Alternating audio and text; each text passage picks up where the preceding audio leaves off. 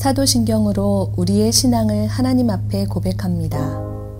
전능하사 천지를 만드신 하나님 아버지를 내가 믿사오며 그 외아들 우리 주 예수 그리스도를 믿사오니 이는 성령으로 잉태하사 동정녀 마리아에게 나시고 본디오 빌라도에게 고난을 받으사 십자가에 못 박혀 죽으시고 장사한 지 사흘 만에 죽은 자 가운데서 다시 살아나시며 하늘에 오르사 전능하신 하나님 우편에 앉아 계시다가 저리로서 산 자와 죽은 자를 심판하러 오시리라. 성령을 믿사오며 거룩한 공회와 성도가 서로 교통하는 것과 죄를 사하여 주시는 것과 몸이 다시 사는 것과 영원히 사는 것을 믿사옵나이다. 아멘.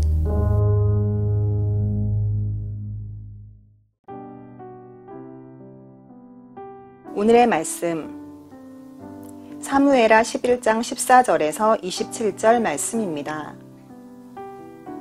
아침이 되매 다윗이 편지를 써서 우리아의 손에 들려 요압에게 보내니 그 편지에 써서 이르기를 너희가 우리아를 맹렬한 싸움에 앞세워 두고 너희는 뒤로 물러가서 그로 맞아 죽게 하라 하였더라. 요압이 그 성을 살펴 용사들이 있는 것을 아는 그곳에 우리아를 두니 그 성 사람들이 나와서 요압과 더불어 싸울 때에 다윗의 부하 중 몇 사람이 엎드러지고 헷 사람 우리아도 죽으니라. 요압이 사람을 보내 그 전쟁의 모든 일을 다윗에게 보고할세 그 전령에게 명령하여 이르되 전쟁의 모든 일을 내가 왕께 보고하기를 마친 후에 혹시 왕이 노하여 내게 말씀하기를 너희가 어찌하여 성에 그처럼 가까이 가서 싸웠느냐 그들이 성 위에서 쏠 줄을 알지 못하였느냐 여룻베셋의 아들 아비멜렉을 쳐 죽인 자가 누구냐 여인 하나가 성에서 맷돌 윗짝을 그 위에 던짐에 그가 데베스에서 죽지 아니하였느냐 어찌하여 성에 가까이 갔더냐 하시거든 내가 말하기를 왕의 종 헷사람 우리아도 죽었나이다 하라. 전령이 가서 다윗에게 이르러 요압이 그를 보낸 모든 일을 다윗에게 아뢰어 이르되 그 사람들이 우리보다 우세하여 우리를 향하여 들로 나오므로 우리가 그들을 쳐서 성문 어기까지 미쳤더니 활 쏘는 자들이 성 위에서 왕의 부하들을 향하여 쏘매 왕의 부하 중 몇 사람이 죽고 왕의 종 헷사람 우리아도 죽었나이다 하니 다윗이 전령에게 이르되 너는 요압에게 이같이 말하기를 이 일로 걱정하지 말라. 칼은 이 사람이나 저 사람이나 삼키느니라. 그 성을 향하여 더욱 힘써 싸워 함락시키라 하여 너는 그를 담대하게 하라 하니라. 우리아의 아내는 그 남편 우리아가 죽었음을 듣고 그의 남편을 위하여 소리내어 우니라. 그 장례를 마침에 다윗이 사람을 보내 그를 왕궁으로 데려오니 그가 그의 아내가 되어 그에게 아들을 낳으리라. 다윗이 행한 그 일이 여호와 보시기에 악하였더라. 우리가 살아가면서 최선의 선택을 한다는 것이 얼마나 어려운지 우리는 다 알고 있어요. 최선의 선택을 하기 위해서 기다리다가 결국에는 아무것도 손에 쥐지 못할 때가 얼마나 많이 있습니까? 또 한 번의 선택으로 인해서 평생이 슬프고 힘든 일을 겪게 되는 경우도 많이 있어요. 그래서 우리는 선택이라는 것을 잘 해야 되는데 미국의 인디언의 한 부족의 이야기인데 추장의 딸들이 이제 성장을 하면 다 옥수수 밭으로 데리고 간대요. 그래서 이 지정된 밭고랑이 있대요. 저기서부터 여기까지라는 그 기간을 딱 정해놓고 거기에 걸어오면서 제일 좋은 옥수수 하나만을 따오는 것이었습니다. 근데 규칙이 있어요. 한 번 지나친 옥수수는 다시 쳐다볼 수 없고 한 번 내디딘 걸으면 뒤로 물릴 수 없는 거예요. 그러니까 계속 앞을 향해 나아가면서 제일 좋은 옥수수를 고르는 것이었죠. 그런데 대부분 이 추장의 딸들은 이 옥수수를 따지 못한 채 밭고랑 끝에 와버리는 경우가 많이 있대요.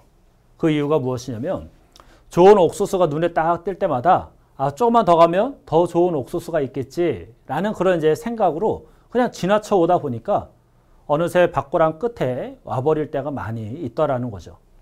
그러니까 이런 인생 교육이 왜 필요할까요? 추장의 딸들은 특권이 있는데 모든 남자들 중에 한 사람을 자기 마음대로 골라 남편으로 삼을 수 있는 특권이 있었대요. 그런데 막상 남편으로 고르려고 하다 보니 쉽지가 않은 거예요. 제일 좋은 사람을 고르겠다라는 생각으로 웬만한 사람들 다 지나쳐 버리니까 결국에는 홍기마저 다 놓쳐버린 그런 일들이 많이 있었다라고 합니다. 오늘날 이런 실수를 하는 젊은이들이 많이 있죠. 또 우리 성도 여러분들 중에도 지금의 남편이 속을 썩이거나 지금의 아내가 속을 썩이며 아, 내가 그때 선택을 잘못했어. 다른 남자를 만날 걸, 다른 여자를 만날 걸 하며 헛웃음을 치는 분들도 분명히 계실 거예요. 사랑하는 성도 여러분, 이상적인 최선보다 현실적인 차선이 낫다라는 말이 있어요. 행하지 못할 최선보다 행할 수 있는 차선이 더 바람직하다라는 말도 있습니다. 베드로도 닭이 울기 전에 주님을 3번 부인했잖아요. 근데 그 일을 아마 평생을 두고 후회하며 통곡을 했을 거예요. 애굽의 바로왕도 10가지의 재앙을 다 맛보고 나서야 어떤 후회를 했을까요? 아, 진작에 이스라엘 백성들을 놓아줄 거야. 어차피 놓아줄 걸 알았으면 진작에 놓아줄 것이라며 땅을 치며 후회를 했을 거예요. 이렇듯 언제나 최선의 선택을 할 수는 없겠지만 순간의 선택이 평생을 좌우한다라는 것을 우리가 기억하면서 선택의 기준을 정확하게 확실하게 정해놓는다면 충동적인 선택으로 인해 우리의 삶이 무너지는 것을 막을 수 있는 줄로 믿습니다. 자, 오늘 본문을 보면 다윗이 이스라엘과 암몬 자손과의 전쟁이 시작되었지만 이 이스라엘의 왕인 다윗은 부하들과 전쟁터에 함께 있는 것이 아니라 자기 궁전에 머물게 돼요. 그렇게 편안하게 안주하다가 밧세바라는 여인에게 마음을 빼앗기고 맙니다. 그런데 이 밧세바가 누구의 아내였냐면 자신의 부하 우리야 장군의 아내였어요. 그렇다면 지금까지 우리가 알던 다윗이라면 마땅히 마음을 다잡고 욕정을 품지 말아야 했습니다. 그런데 다윗은 자신의 욕망을 제어하지 못한 채 하지 말아야 될 파렴치한 행동을 하고 말아요. 그 일로 밧세바가 임신을 하게 되죠. 그리고 다윗은 그 일을 숨기고자 전쟁 중에 있는 우리야 장군을 불러서 밤에 집에 보내 아내와 잠을 자도록 유도를 합니다. 그런데 이 우리야 장군이 얼마나 충직한지 다윗과는 다르게 전쟁 중에 자신만 편안하게 잘 수 없다라며 집에 가지 않는 거예요. 그러니까 이렇게 자신의 말을 듣지 않자 다윗이 어떤 선택을 합니까? 우리야 장군을 전쟁터에 선봉으로 보내 죽게 하려고 하는 계획을 세워요. 그리고 요압 장군에게 명해서 그 일을 실행하게 합니다. 그 결과 어떻게 되었습니까? 우리야 장군은 적의 화살에 맞아 숨을 거두고 말아버려요. 사랑하는 성도 여러분, 이런 다윗의 모습에 우리는 실망할 수밖에 없습니다. 아니, 다른 사람도 아니고 어떻게 다윗이 욕망에 눈이 멀어서 해서는 안 되는 일을 할 수 있느냐라는 거잖아요. 다윗은 부하의 충직한 모습은 보지 못하고 자신의 말을 듣지 않는 부하만 보았어요. 그동안 자신과 함께했던 사람들에게 보였던 그 따뜻함은 온데간데 없어지고 자신의 죄, 자신의 실수를 덮으려고 살인까지 마다하지 않는 피도 눈물도 없는 냉혈한으로 변하고 말았습니다. 다윗이 어떻게 이렇게 변하게 되었을까요? 순간의 선택을 잘못했기 때문이었어요. 다윗은 처음부터 하나님의 사람으로서의 선택을 하지 않았습니다. 남자가 여자를 보고 반할 수는 있어요. 하지만 그녀가 자신의 부하라는 사실을 알게 되어진다라면 그러면 그로 인한 바른 선택을 할 수 있는 기회가 주어지는 거잖아요. 그런데 정의와 공의의 상징이었던 이 다윗이 욕망에 사로잡히게 되면서 비열한 인간으로 전락하고 말아버립니다. 이런 다윗을 성경은 뭐라고 표현을 합니까? 우리 본문 27절 같이 한번 읽어볼게요. 본문 27절입니다. 시작. 그 장례를 마침에 다윗이 사람을 보내 그를 왕궁으로 데려오니 그가 그의 아내가 되어 그에게 아들을 낳으니라. 다윗이 행한 그 일이 여호와 보시기에 악하였더라. 아멘. 다윗이 행한 일, 하나님께서 뭐라고 평가를 하시죠? 다윗이 행한 그 일이 여호와 보시기에 악하였더라. 그러니까 이 세상의 모든 진실을 아는 하나님께서 다윗의 행위를 보시고 다윗의 중심을 보시니 그것을 악으로 규정하고 만 것이죠. 악하였다라는 말의 원어의 뜻에는 괘씸히 여기다, 불쾌하다라는 뜻이 있어요. 그러니까 다윗이 밧세바의 간음과 밧세바의 임신 사실을 은폐하기 위해서 그녀의 남편이고 자신의 충직한 부하였던 이 우리야를 전쟁을 이용해서 죽인 것을 보시고는 그 행위를 몹시 악하고 불쾌하게 여기셨으며 공의로우신 하나님의 진노를 불러일으키게 된 것이죠. 바로 다윗의 잘못된 순간의 선택으로 말이죠. 사랑하는 성도 여러분, 우리는 누구나가 죄를 지을 수 있습니다. 또 누구나가 순간의 선택이 잘못될 수 있어요. 하지만 그것을 숨기기 위해서 더 많은 죄를 짓고 더 많은 악을 행하는 것, 우리는 이것을 지양해야 될 줄로 믿습니다. 다윗과 같이 충동적인 선택을 하면 우리 사회와 공동체는 언제든지 무너질 수 있어요. 그리고 내가 그동안 쌓아왔던 모든 것이 한순간에 무너질 수도 있습니다. 또한 그동안 내가 하나님 앞에 의롭게 살았어도 한순간에 그 충동적인 잘못된 선택으로 인해 한순간에 우리는 악인이 될 수도 있어요. 지금 여러분의 삶은 어떠하십니까? 다윗과 같이 순간적인 잘못된 선택을 덮기 위해 또 다른 악을 행하고 계십니까? 그러면 더 큰 악을 행하기 전에 멈추십시오. 그리고 자신의 잘못을 인정하고 하나님과 사람 앞에 용서를 구하십시오. 잘못된 선택이 아닌 올바른 선택을 하십시오. 그렇게 되면 다시금 회복시키시는 그 하나님의 은혜를 통해 의인의 길을 걸어가는 자가 될 줄로 믿습니다.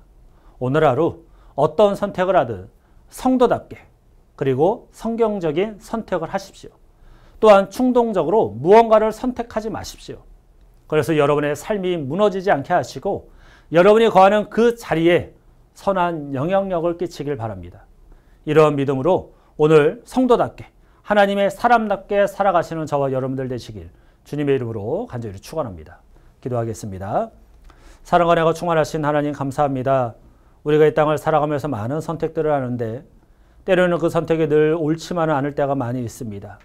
하지만 우리가 옳지 않은 선택을 했다 할지라도 하나님 그 실수를 그 선택을 덮기 위하여 더 큰 죄를 짓는 더 큰 악을 짓는 그런 어리석은 자의 모습으로 살아가는 것이 아니라 우리가 다시 한번 하나님을 바라보고 하나님 앞에 용서를 구하고 사람들 앞에 용서를 구하여 잘못된 선택을 돌이킬 수 있는 그 기회를 부여잡고 하나님의 사람답게 살아갈 수 있는 우리 모두가 될 수 있도록 하나님 도와주시옵소서. 오늘 하루도 내 힘으로 살아가는 것이 아닌 주님의 힘을 의지하게 하시고 말씀 의지하여 성도답게 살아가는 우리 되게 하셔서 오늘도 우리가 거하는 모든 땅 가운데 하나님의 선하심을 증거하는 우리 모두의 삶이 될 수 있도록 주님 도와주시옵소서. 감사를 드리며 예수님의 이름으로 기도합니다. 아멘. 주님이 가르쳐 주신 기도로 예배를 마칩니다.